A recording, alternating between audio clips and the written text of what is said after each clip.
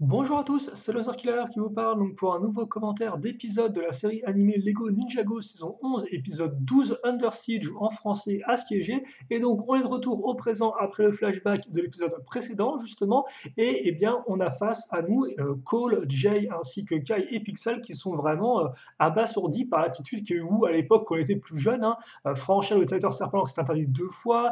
prendre le parchemin interdit alors que c'était justement interdit. Donc vraiment, Wu qui leur a appris tant de leçons de sagesse par le passé, là, les surprend et même les déçoit un peu, particulièrement Kai forcément qui lui, eh bien, a plus ou moins perdu ses pouvoirs de feu à cause d'Asphira. Asphira qui est énervé à cause de Wu, donc forcément, pour lui, c'est un peu Wu le problème, mais ils n'ont pas vraiment le temps de s'arrêter là-dessus, car en effet, eh bien, le monastère est attaqué par qui? Eh bien, justement par Asphira elle-même qui arrive avec son croque-feu. Je vous rappelle qu'elle avait fait sentir le parchemin du Spirou interdit à son croque-feu, qui avait donc bien senti l'odeur de Wu dessus et qui avait réussi à retrouver où il était. Donc une petite défense face au monastère, mais qui ne tient pas longtemps vis-à-vis de Asphyra, cette attaque de feu assez puissante. Et donc forcément,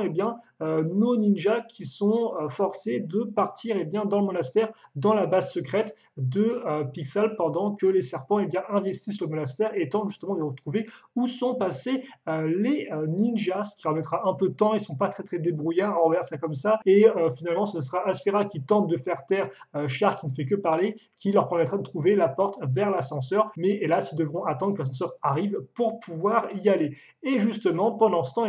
nos ninjas seront dans leur repère secret, un peu désemparés, si ce n'est que la Pixel leur annonce que il y a peut-être une solution pour se débrouiller face à l'envahisseur serpent, c'est l'apparition justement d'un méca sur lequel elle est en train de travailler, et donc les ninjas se mettent au boulot pour essayer de le terminer, même si là encore, Kai n'en démord pas, il est vraiment énervé contre vous et lui fait un peu savoir de façon plus ou moins gentille, plus ou moins méchante même devrais-je dire, et justement vous commence vraiment à prendre sur lui, à se sentir vraiment très coupable vis-à-vis de son élève qu'il a éduqué pour justement qu'il ne commette pas d'erreur par le passé, et donc il décide de base de se rendre lui-même à Asphira, mais il est arrêté par Kai qui finalement se dit que non, les ninjas c'est une grande famille, et donc que même s'il était en colère contre vous, ce n'est pas une raison pour faire ça, ce serait une mauvaise idée. Et donc nos ninjas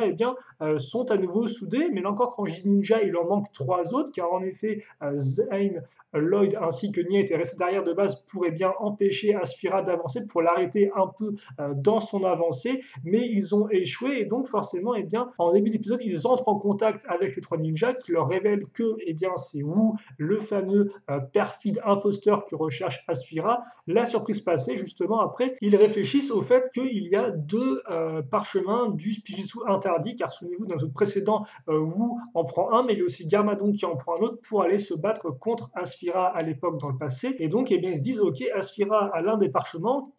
excusez-moi, qu'elle a trouvé au Muséum d'Histoire naturelle de Ninjago, mais alors où est le second? Et donc, justement, si le premier était au Muséum, alors ça veut dire que le second a peut-être aussi été trouvé par un explorateur, par un archéologiste, et forcément, quel archéologiste qu'on aime le tous, le plus profond, au profond de notre cœur, c'est Clutch Powers. Donc on retrouve Clutch Powers dans son lit d'hôpital avec les 3 ninjas qui viennent me voir. Clutch Powers qui est toujours aussi flemmard et qui ne veut rien avoir avec ce qui semble être une nouvelle aventure, mais qui révèle quand même aux 3 ninjas que le second parchemin est trouvable dans le club des explorateurs, le même dont il a été banni plus tôt dans la saison, mais qui ne compte pas les accompagner parce que déjà il a une jambe plus ou moins cassée visiblement, et aussi parce que on dirait une aventure, et lui ne veut vraiment plus faire d'aventure malgré son statut d'explorateur. L'aventure pour lui c'est du passé, et donc il ne se mêlera pas de ça, laissant nos 3 ninjas partir de l'hôpital pour justement se rendre au club des explorateurs. Et on finira l'épisode là-dessus, car même si je l'ai raconté un peu entre guillemets dans le désordre de base, on passe un peu d'une équipe à l'autre, c'est plus ou moins tout ce qu'il y avait dans cet épisode. Vraiment un épisode plus de transition peut-être, qui met avant tout l'accent sur la relation forcément entre Wu et ses élèves, comment Wu leur a appris les choses et la déception qu'ont les élèves par rapport à Wu. Et honnêtement, c'est vrai que ça faisait quand même quelques temps que ça aurait dû arriver dans Ninjago, parce que c'est vrai que généralement, quand une nouvelle histoire apparaît, comment on justifie entre guillemets ces méchants-là? On dit que c'est des méchants qui étaient déjà dans le passé, mais que Wu en a caché l'existence. Alors forcément, ça c'est une ficelle scénaristique, parce que vous doutez bien que quand en 2011 les scénaristes faisaient Ninjago, ils n'avaient pas créé des personnages comme Shen qui allaient intervenir beaucoup plus tard, quoi. Donc forcément, à chaque fois qu'on a un nouveau méchant, il faut le justifier par rapport à l'histoire, et donc dire que si, il était déjà dans le passé, mais Wu avait préféré ne rien dire avant au ninja. Et donc forcément, quand on y réfléchissait un peu à ce côté-là, c'est vrai que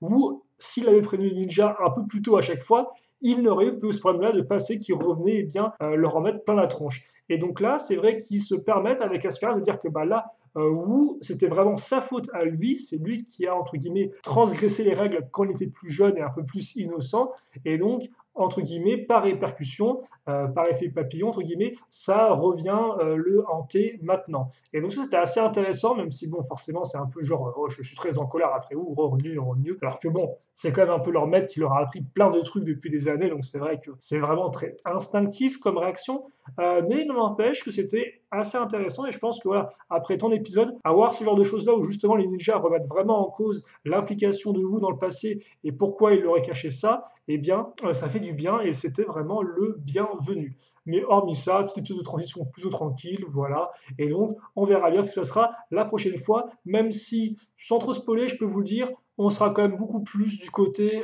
de Lloyd, Zane et notre ami Nia, je vais y arriver, voilà, avec le club des explorateurs. Mais bon, en attendant, questions, commentaires, n'hésitez pas, et puis nous on se retrouve très prochainement. Portez-vous bien, passez une bonne journée, une bonne soirée, une bonne tout ce que vous voulez, et à la prochaine. Salut à tous et à toutes.